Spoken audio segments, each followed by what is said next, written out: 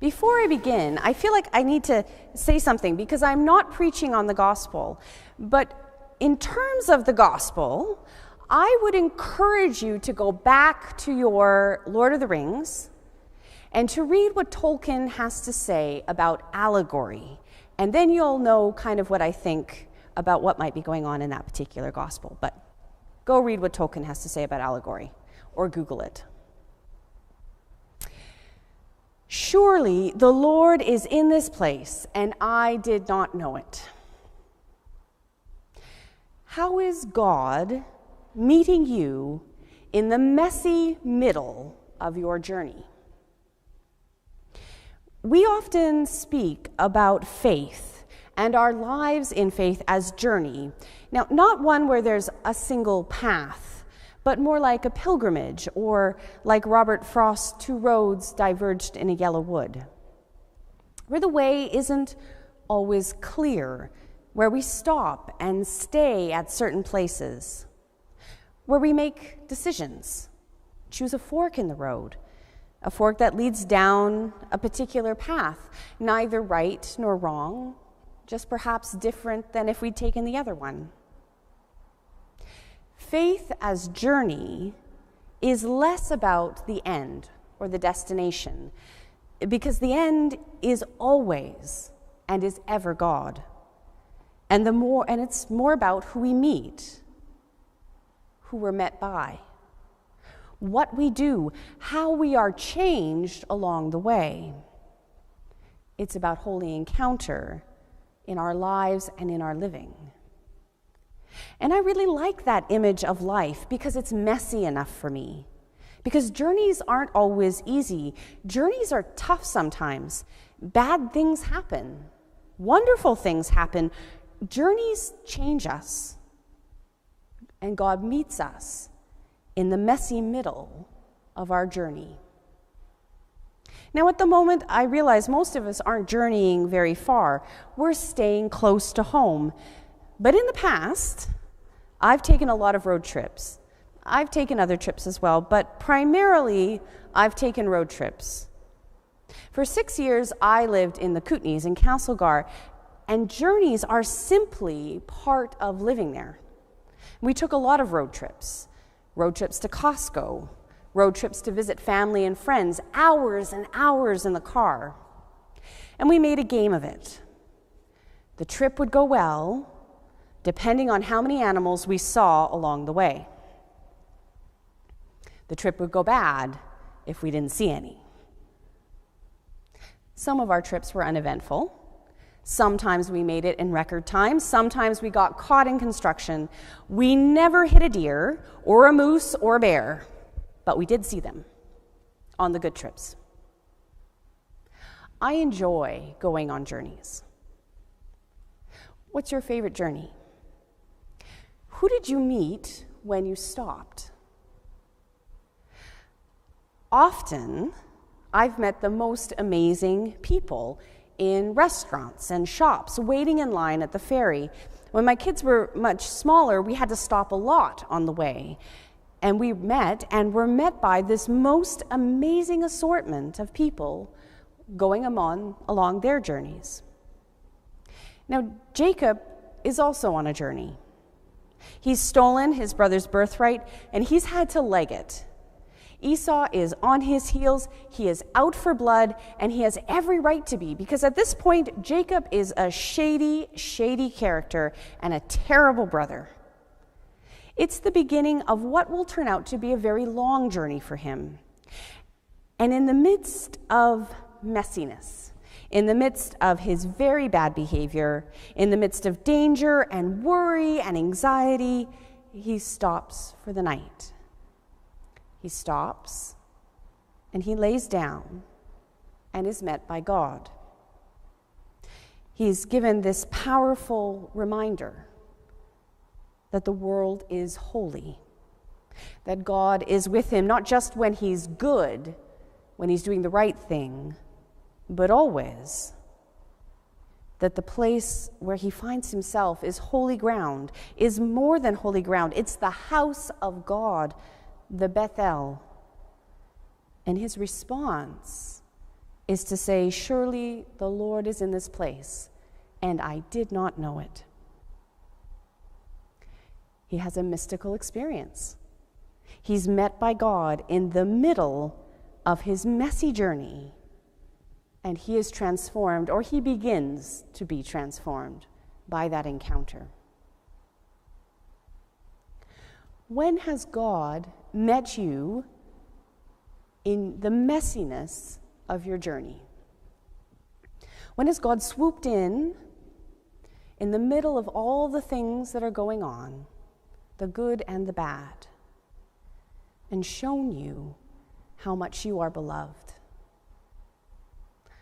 What did it shift in you? Jacob met God in the middle.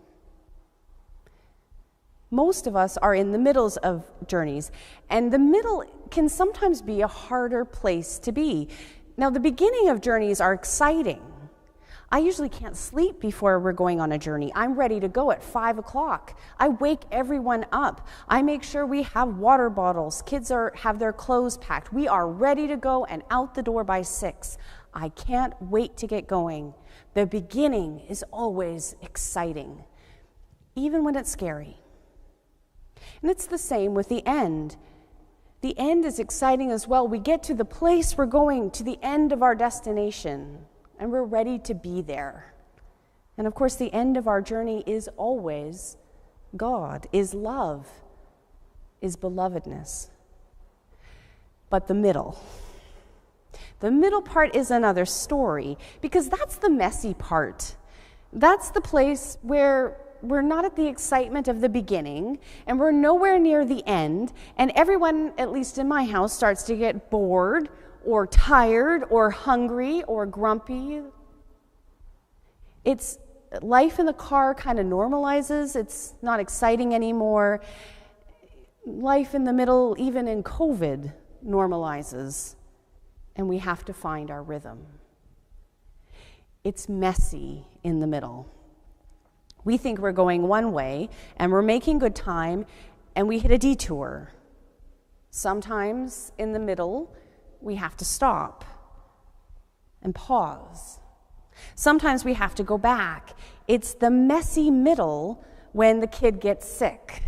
It's the messy middle when someone's upset with someone else, someone hurts someone's feelings. It's the messy middle when it's harder and harder to stay home, where we feel more and more isolated, more and more drained. The middle of the journey can be hard, and it's definitely messy.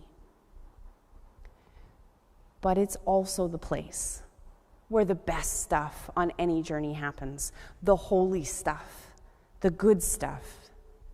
It's the place where you stop at the restaurants, or even stop because of construction, and you finally get tired and you get out of the car and you meet strangers and you talk and you discover you have so much to say. You discover something in common.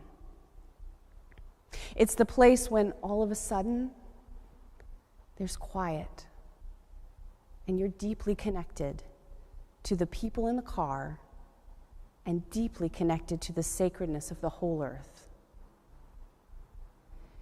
It's the middle of the journey where you have the best scenery.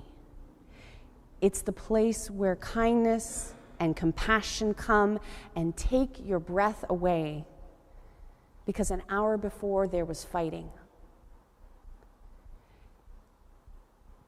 It's where even in COVID, God's love surprises us in the middle, in the messy middle.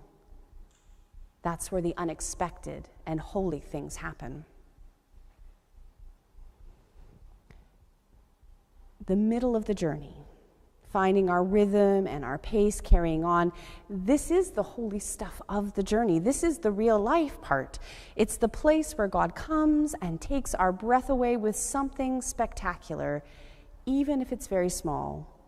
And it's my favorite bit of any journey. Because the middle bit, even when it's messy, even when we're tired, even when we're lonely, within that is often the best stuff.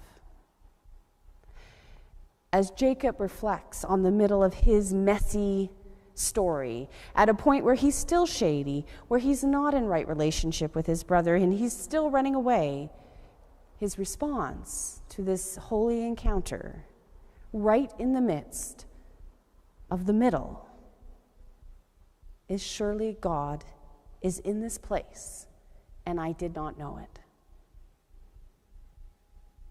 Surely God is in this place, and I did not know it.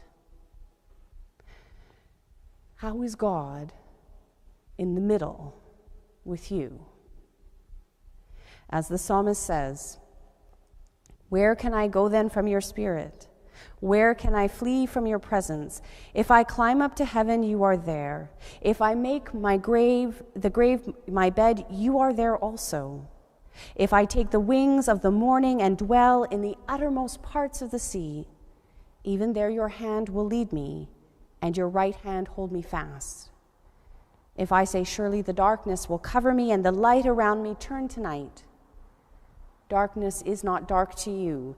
The night is as bright as the day. Darkness and light to you are both alike." Jacob discovered that there is nowhere on his journey where God is not. And there is nowhere on our journeys where God is not there, loving us, being present. There is nowhere that is not the house of God. Journeys are messy and wonderful. Where is God meeting you in the middle of this journey? Amen.